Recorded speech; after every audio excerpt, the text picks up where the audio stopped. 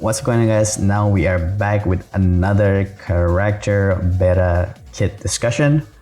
Last time we discussed about March 7th, the Hunt Path.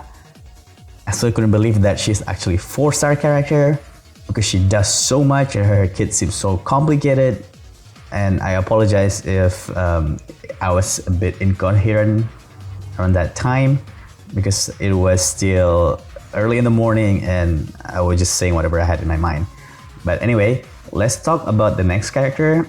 We had some discussion regarding Jiaoqiu pre-beta kit. Now his beta kit is out. It has changed so much. And let's see what has changed and whether he's still the best, or I would say the crazy premium support for Acheron. And now we are with Jiaoqiu. Let's see what he can do. First, let's just read all of his kit as usual. Let's start from basic attack. We'll go back to the trace later. Skill, first step with basic attack. Heart of Fire, deals fire damage equal to 50%, up to 130% of Jiaoqiu's attack to a single enemy. His skill, Scorch Onslaught, deals fire damage equal to 90%, up to 225% of Jiaoqiu's attack to a single enemy, and fire damage equal to 45%, up to 212% of Jiaoqiu's attack to enemies adjacent to it. Has 100% base chance to inflict 1 stack of Roast the Ash on the primary target. His ultimate, Pyrograph Arcanum. Costs 100 energy, which is not too bad. Sets the number of Ashen Rose stacks on enemy targets to the highest number of Ashen Rose stack present on the battlefield. Then activates a field and deals fire damage equal to 120% up to 240% of Jiaoqiu's attack to all enemies. While inside the field, enemy targets take 9% up to 18% increased ultimate damage with 50% up to 65% base chance of being inflicted with the 1 stack of Ashen Rose when taking action. This effect can only be triggered once for enemies in each turn. The field lasts for 3 turns and its duration decreased by 1 at the start of these units every turn. If Jiaoqiu is knocked down, the field will also be dispelled. Let's moving on to his talent. Talent, Quartet Finesse Octave Finery. When Jiaoqiu uses basic attack, skill, or ultimate to hit an enemy, there's a 100% base chance of dealing 1 stack of Roast the Ash, increasing the initial damage enemies receive by 7.5% up to 18.8%, with each stack additionally increasing damage by 2.5% up to 6.2%, to max of 5% stack. Roast the Ash will last for 2 turns. After using the technique, create a special dimension that lasts for 15 seconds. After engaging enemies in the dimension, deals fire damage equal to 100% of Jiaoqiu's attack to all enemies and has 100% base chance of applying Roast the Ash. Only one dimension created by allies can exist at the same time. That his technique, Fiery Queller. And then let's look at his trace. First one, his stats is effect hit rate 28%, so it's pretty good. Fire damage boost is pretty good. And then speed, 5 speed, it's alright. And then let's look at his traces. The first trace, Pyre Cleanse. When a field exists, the enemy's effect hit rate is reduced by 30%. At the start of each turn, they receive fire additional damage equal to 150% of Jiaoqiu's attack. Second trace, Hearth Kindle. When Jiaoqiu's effect hit rate is higher than 80%, for each 50% exceeded, Jiaoqiu additionally gains 60% attack, up to maximum of 240%. And the last trace, Seared Sen. When a field exists, enemies entering the battle are inflicted with Roast the Ash. The stack inflicted is the same as the highest stack of the Roast the Ash currently afflicted an enemy in the battle, with a minimum of 1 stack. Let's move to his Eidolon. Let's look at his stats first. 98 speed is kind of slow, plus 5 is 103. You might want to add more speed for him, most likely. And then this is his essential materials. And then let's look at his Eidolon. Pentapathic Transference. Attacks an enemy target afflicted with Roast the Ash, increase damage dealt by 48%. Each time the talent triggers Roast the Ash, additionally increases the present Roast the Ash stack by 1. Second one, from Savor Calm Suffer. The Ashen Rose state can be seen as Burn state. Each stack of Ashen Rose will deal fire dot equal to 100% of Jiaoqiu's attack at the start of an enemy turn. The third one, I think this is the fourth one, sorry. Leisure in, Laster out. When the field exists, reduce enemy target attack by 15%. and his E6, Nonomorphic Pyrobind. When the enemy target is defeated, existing Roast the Ash stacks will be transferred to a surviving enemy with the lowest amount of Roast the Ash stack. Increases max Roast the Ash stacks to 9. Every stack of the Roast the Ash will reduce all enemies' alt-tab resistance by 3%. So, I've read out loud all of his kids. You have noticed he's not a healer anymore. I don't know how to feel. I was really happy with his previous pre-beta kit that he's like can replace a healer. But now that he lost the ability to heal, Acheron full Nihility team might not be a reality anymore. But at first glance, his kit is still pretty good as a debuffer and dealing a lot of like damage increase. But let's just have a good look at each of his kit. I think it's best we go through the talent first because like he inflict all of this Ashes of Rose thing. Let's see what it does, okay? So we increase damage now. So instead of defense reduction, it's more just like damage increase, which is pretty okay. First stack can go up to 18.8. I think, yeah, 18.8 is pretty decent. But which each stack additionally increasing damage by 2.5%. This one particular sentence, I'm not really sure. Is it like an increment increase or it's just like an each stack will be only adding 2.5%, or is it like 7.5 plus 2.5 and then like the next stack will be 7.5 plus 2.5 plus 2.5 and so on and so on. So the wording is a bit strange here. So, but my current assumption is that each additional stack will only give you flat 2.5%. So at lowest level, at level 1, it will be 7.5, and then next stack will increase only by 2.5, the next stack will be 2.5, 2.5, 2.5.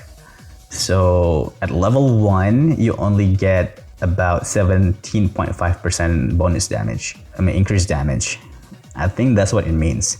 And Roast the Ash only lasts for 2 turns. I don't know about that. It's not that great. I wish it lasts for 3 turns.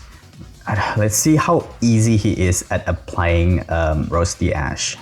Thanks to his talent, when he uses basic attack, skill, or ultimate to hit an enemy, you definitely will apply Roast the Ash.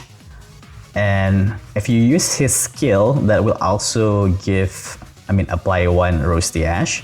So with using 1 skill, you will apply 2 stacks of Roast the Ash. And then if you use the ultimate, that will also apply Roast the Ash. And when the enemy takes turn, there's a chance that the enemy will also be inflicted with Roast the Ash.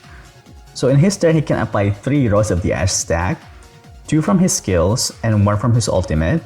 And when the enemy takes their turn, they will also be applied with 1 Roast of the Ash thanks to the field from the ultimate. So that's 4 stacks. So it's pretty good. It's not that difficult to reach that 5 stacks. And because in the next turn, he will be able to apply another stack just by using his basic attack or something. But if you don't have the ultimate, within 2 turns, you can apply 4 Roast of the Ash, which is pretty good. It's quite consistent, I would say. And then let's see at his other kit. His skill is pretty basic, except like the Roast of the Ash thing, it's still damage. It's alright. It's like Pela skill, kinda. And then the ultimate is very good as an equalizer. We will make all the enemies we have the highest stack of Roast of the Ash at the same time. So because the skill only applies Roast of the Ash on the primary target and the adjacent enemy doesn't get it. So with that, you can make all the enemies have the same amount of Roast of the Ash, which is pretty good, right? And then deals fire damage, so it's very basic. What the feel is what's really good. On top of having like increased damage using the talent from the Roast of the Ash, the enemy target also take extra increased ultimate damage. It's very specific, but this is still very good for Acheron because Acheron relies on ultimate damage to do damage. And then apply Roast of the Ash, as I said, like during enemy's turn. The field lasts for 3 turns, which is pretty long, I gotta say. Especially in pure fiction, well, the enemies take turns all the time, so every time they take turns, they're just gonna get 1 Rose of the Ash. So you might want to get quite a bit of a effect hit rate for him, that's for sure, because the base chance is kind of low here. And then duration decreased by 1 star for these units every turn, so that's also very good. This only relies on Jiaoqiu. And then look at the traces. He got a decent effect hit rate. You just need a good effect hit rate pieces. And then his first trace. This also kind of helps with survivability, but not that much because reducing the enemy attack is pretty, I don't know, questionable. We don't want to reduce enemy attack because it just doesn't help as much. You just want to, it's kind of defensive, right? And Honkai Star Rail is a very offensive game. And at the start each turn, they receive fire additional damage equal to 150% of Jiaoqiu attack. This is one thing I'm not sure what it means. Is it like they just get more damage from fire attack, or they actually being inflicted with damage? You know what I'm saying? Like fire dots kind of thing.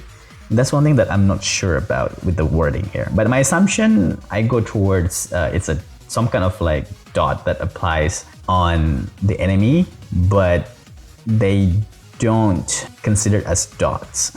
That's my assumption. Why is that the case? Because of the Eidolon we read before, which we're going to revisit again in a bit. In his second trace, this is pretty good. The higher effect hit rate, that means it will convert it to more damage. It's like multi-scaling, not split scaling. Multi-scaling is really good because like even though you have like this excessive effect hit rate, it will just gonna go to his attack, which is not a bad thing. But the increment of 15% is a bit much. I think it's a weird number. I think it's better if it's like 5 or 10%, and like readjust the scaling a little bit, because getting like increment of 15 I don't think is that easy. Yeah, I don't think increment of 15 is that good. I think increment of 5 is better because you get 5, 10, 15, 20, 25 and so on and so on. It's much better for the player to get like an increment of like smaller numbers. And then his third trace, this is basically good for like pure fiction and waves of enemies and just a free Rose of the Ash. But in pure fiction, this has become so much better because they're elite enemies, then also like mobs. Elite enemies don't die as fast, therefore most likely they will still have their Rose of the Ash present. And when the smaller mob starts to come, they will end up getting the highest stack of Rose of the Ash, so they are ready to receive a lot of damage. So he seems very good in pure fiction. That fact's still the same since his pre-beta kit analysis. And let's look at his Eidolons. So the first Eidolon is just increased damage from your allies when they attack, and also increase the rate at which you inflict the Rose of the Ash. Because it says each time the talent triggers Rose of the Ash, you get another stack. So if you use his skill, instead of getting like 2 stacks, you're getting 3 stacks now. But with only maximum of 3 stacks, Eidolon 1 by itself maybe not that great in my opinion. Until we'll test it, how much significant it is, like applying 3 stacks in 1 turn, maybe even 5 stacks in 1 turn if you include the ultimate. So we will have to wait and see for that. But his second Eidolon is the biggest thing here. With this, he will be within the dot team. If you bring the Kafka team, for example, right? If now instead of like bringing Sampo or Green Knifen as your third dot or Luca as the third dot, now you will have a 1 sustain, you have a Kafka, you have Black Swan, and you have Jiaoqiu. This 3 will deal a lot of dots, but putting it as Eidolon 2 is quite expensive, so it's not accessible for everyone. I was hoping that this would be within his premium kit and doesn't log behind Eidolons, because in that case he was just kinda like this normal debuffer. But with his Eidolon 2, he becomes also very good in dot team, not just an Acheron support or like just like a all-rounder support. So Eidolon 2 I think is very good. Eidolon 4 is very meh. Reduce enemy target by 15% is very underwhelming. That by itself and for Eidolon is really not worth it. But the sixth one could be very good because now when an enemy is defeated, Rose of the Ash stack will just transfer to surviving enemy with the lowest amount Rose of the Ash stack. So if let's say in pure fiction, the elite enemy has 5 stacks. Yeah, there's another elite enemy presence with the lowest stack. They're just gonna get all of the stacks.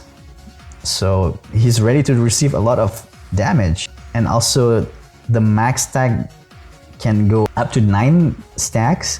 That's huge because before with each stacks, if we are assuming that it will only increase by 2.5% on each stack, if you put this at the maximum level, so 18% plus 6.2 times 4, it was about 24.8 plus 18.8, it's about 40 something percent. Can't do the math on top of my head right now. But with additional 4 more stacks, that becomes 8 times 6.2, 16, 48. So 49.6 plus 18, that's about 60 something percent. So 60 something percent bonus damage, I think it's pretty high, very good. But overall, I think his kit is okay. It's still a very good Acheron support overall, but I'm just very disappointed that he's not a healer anymore. Because before I was thinking we just replace Unbalanced unit and just put a full Nihility team, and Acheron will go brrr, very strong. But now the fact that he doesn't heal anymore, now we still need to just keep using the same team composition. Probably he's just gonna replace Pella or put him along Pella. So maybe Pella, Acheron, and a Sustain. Because Pella is the fastest unit that can apply consistent debuff, and the second one is Silver Wolf. But now with Jiaoqiu, he might replace one of them. But honestly, I think his kit really needs some readjustment right now. It's a bit underwhelming. I was hoping for more, especially with the Eidolon 2 being, with the dot being logged in the Eidolon 2. It would have been much better if it like as part of his core mechanics. Oh yeah, we've almost forgotten about the technique. The technique is very alright. It's just deal damage and then applying 1 Rose of Ash stack. That's all. It's very straightforward, nothing much. And lastly, let's look at his light cone. This is the art. Look at him. I don't think he's that all smiley guy. He has some cunning side of him. I'm really looking forward to hear the Japanese voice, the crazy Japanese voice, because his Japanese voice actor also voiced Oberon from Fate Grand Order. But let's look at what his Eidolon does. His light cone does. Worldly Affairs leave no mark, increase the wearer's effect carried by 60%, that's quite a lot. If the target is not under the unarmored effect dealt by the wearer, when the wearer's basic attack skill ultimate enemy target, there's a 60% base chance to inflict unarmored to the enemy. Under the unarmored state, the target's enemy damage received is increased by 10%, lasting for 2 turns. When the wearer deals damage to an enemy with unarmored effect inflicted by themselves, there's 60% to escalate the armor state from them into cornered state, which increases target enemy damage received by 18%. So this is basically like it's like another stack of Rose of the Ash, but it just doesn't stack the same, and it just more damage basically. And if you use it twice, it goes from just basic 10%, it goes up to 18% at Eidolon 1, at Superimposition 1. So it's okay, not the craziest thing, but I think the effective rate by 60% is a lot. So yeah, it's very interesting character. What do you guys think about him? This is once again just me rambling in my head. Haven't made any thoughtful analysis. It's just whatever comes to my mind, I just say it out loud. But I'm planning to make a follow-up video to make more like a systematic analysis and see what the potential of this character will be at the current state of the beta test. But I really hope a lot changes from this character, especially with the ultimate field. I wish it does more. So we shall wait and see for that. Anyway, thanks for watching. Until the next video, stay sharp gamers. Oh, and don't forget to like and subscribe!